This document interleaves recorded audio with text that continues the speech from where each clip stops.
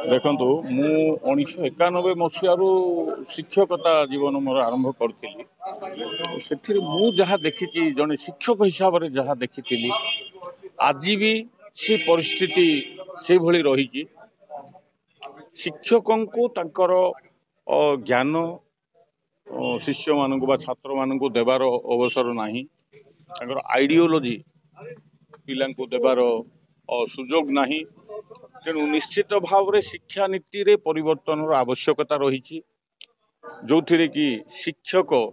स्वाधीन भाव में तार आदर्श पिला मानक दे पारिबो एवं तार जहा ज्ञान जो दिगरे तार गभीर ज्ञान रही निश्चित भाव में पिला मानक दे पारिबो से सुजोग सृष्टि होगा निहाती दरकार किंतु आजिर दिन में शिक्षा नीति एभली भाव में तैयारी होती जो थी शिक्षक भूमिका को पूरा कमे दि जाइए सिठी जहाँ इंस्ट्रक्शन अच्छी बाय द अथॉरिटीज जहाँ इंस्ट्रक्शन अच्छी इंस्ट्रक्शन अनुसार जड़े फैसिलिटेटर हिसाब से ही शिक्षक काम करने को बाध्य होउची। जातीय शिक्षा नीति को विरोध करूँ जहाँ चिराचरित जो शिक्षा नीति रही से परिवर्तन आवश्यकता उपलब्धि करुच्ची परिवर्तन न कले पिलांकर चरित्र गठन हवा संभव हो पारिबनी एवं आम राष्ट्र सर्वांगीण विकास रे बाधा सृष्टि हो। यही अवसर रे मु यशस्वी प्रधानमंत्री को मु धन्यवाद देवी जेहेतु आज से शिक्षा नीति 2020 जो तिला एवं से शिक्षा नीति